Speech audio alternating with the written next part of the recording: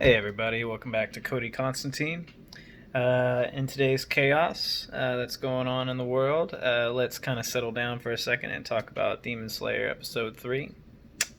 So, Demon Slayer Episode 3, Tanjiro has met Harukadaki and has begun his training. Harukadaki, who every day takes him up the mountain, Mount Sakonji, and or maybe it's not Mount Sakonji. Mount Sakonji might be actually where they did the Demon Slayer exam. But he Urukadaki takes him up the mountain, and Tanjiro runs down the mountain, facing traps the entire way. He finds that the traps. He sniffs out the traps because Tanjiro can apparently has such a superhuman scent that he can actually smell out these traps. So he learns as he gets on. He gets better and better, and he takes quite a beating doing it, and his body is breaking down from how much training Urukadaki is having him undergo. From learning the different water breathing forms to swinging a sword so many times his arms were about to fall off, and also, as if that wasn't enough, his sister Nezuko has been asleep. Now, Nezuko, she just changed into a demon, and she hasn't been eating anyone.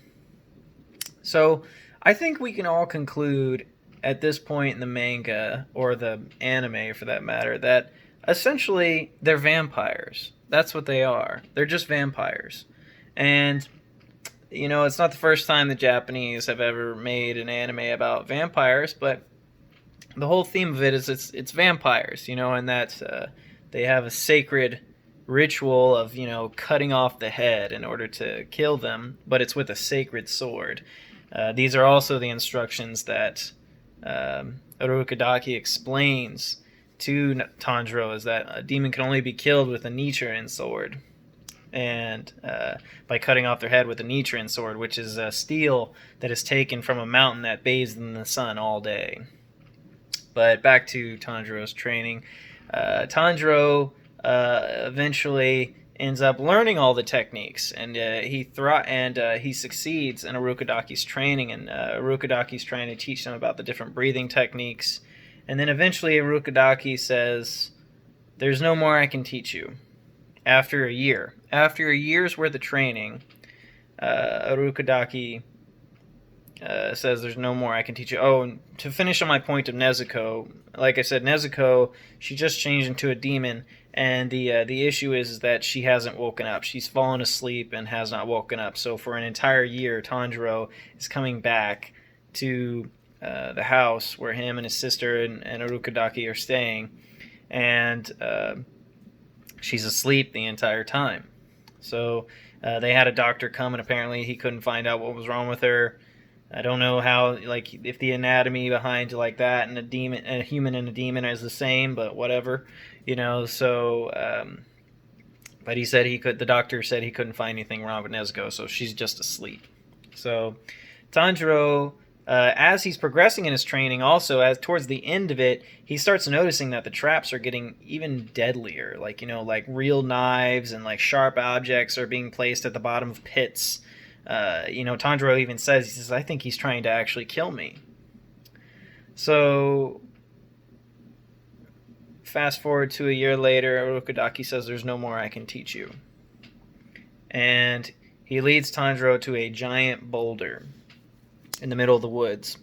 And this giant boulder has a giant rope tied around it with like talismans on it hanging from the rope. Now, we don't know that here in America, but in Japan, the culture is that whenever you see talismans and the rope hanging around an object like that, it means there's a ghost inside or there's a spirit. So Urukadaki says, "You have to cut this boulder. In order for me to approve you to go to final selection, you must cut this boulder." Tanjiro says, "What? Can a boulder even be cut?" He's like, "No, my sword will break." And then Urukadaki just leaves without another word. I honestly wish they kind of elaborated a little more about where Urukadaki went.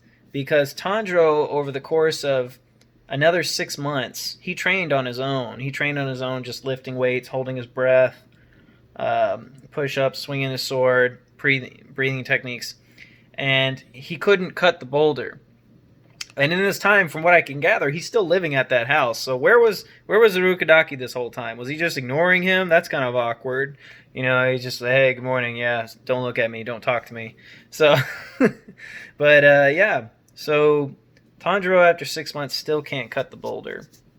And he becomes frustrated. And as he says, am I inadequate? Or am I a lost cause?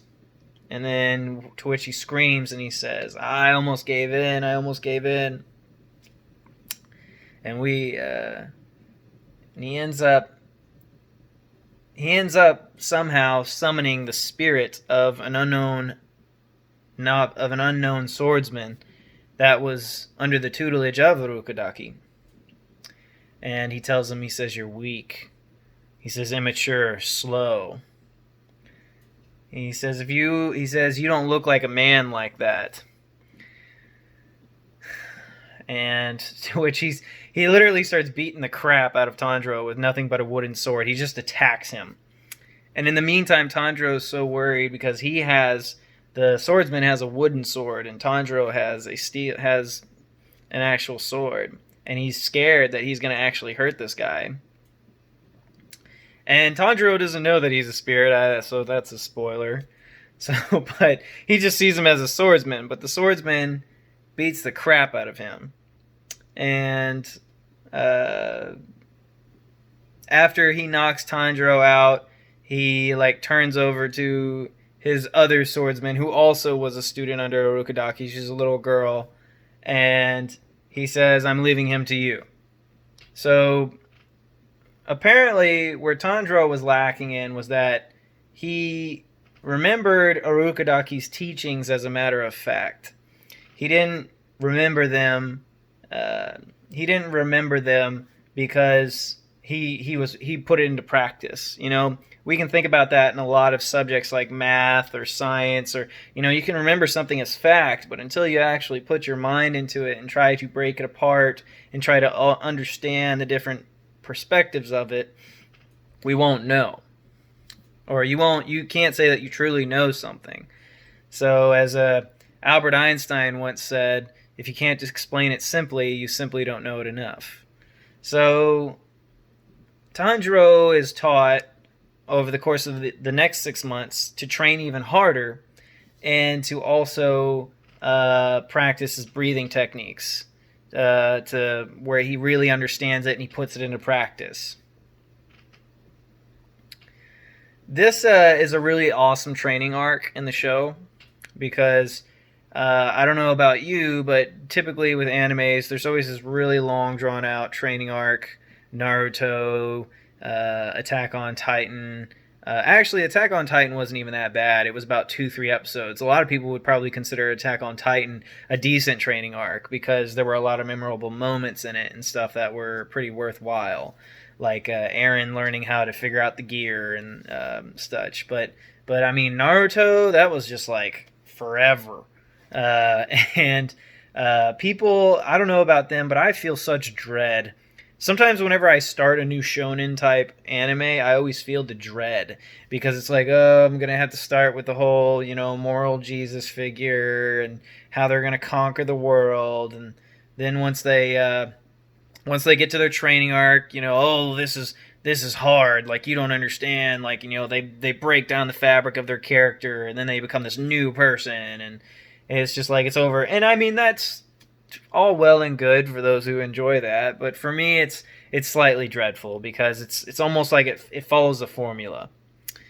But as Nux Taku, his channel, you should check him out sometime. I don't condone a lot of his other videos about all the hentai stuff that he has on there, but whatever, he can do him. But he makes a good point about Demon Slayer. He makes a couple videos about Demon Slayer, and one of them is about how the formula of Demon Slayer is a simple one, but it's honed to a masterpiece. Like when you see it, you can kind of tell where they're going, but it's refined in such a way that it feels fresh. And I feel like that's absolutely 100% true. The training arc that Tanjiro goes through, even though it is similar of others, it still feels genuine in its own way and refined. Like, this is Demon Slayer. This isn't Naruto. This isn't Bleach. This isn't One Punch Man. Or One Punch Man didn't really have a training arc, but you get what I mean. Is that this is legit. This is Demon Slayer. This is Demon Slayer. It's all Demon Slayer. So its originality is certainly something to give it props for. So and not to mention, they handled it in half of an episode. They put so much lore and took out all the fat bits and just gave you the nice prime beef of the story. Hey, look, this is what the guy had to do. And, I don't think we as the audience take it for granted what he was doing. We appreciate that, he was really training hard. We could see the sores on his hands from how many times he struck that sword on that boulder, and we could feel that. And that was enough for us to connect enough to the character, so that way we didn't take his training for granted. And also, once more as the audience, we appreciated from Ufotable, the studio, that it wasn't this long drawn out process. We could just move right on. We get to the nice good bits, where it's after that. So Tanjiro, when he faces the swordsman for the last time,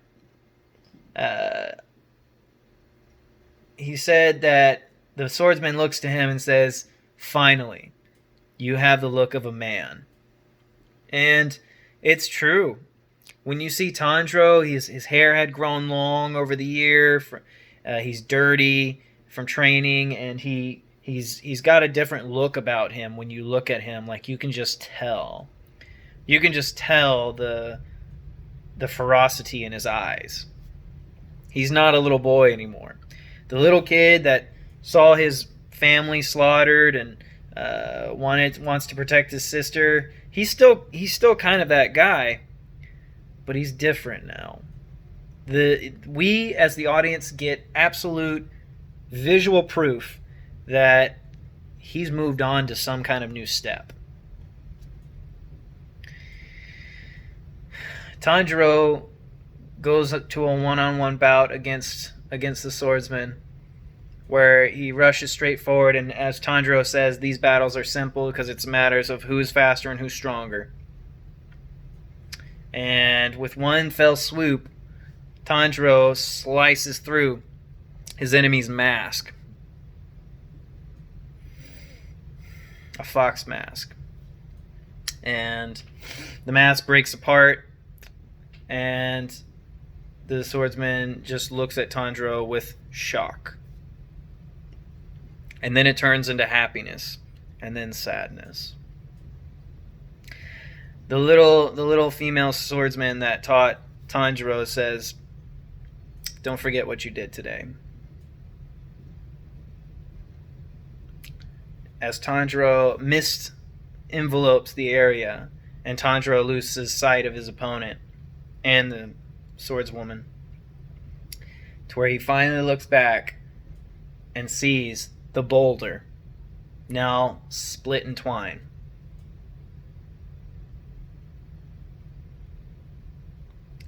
Such a powerful moment.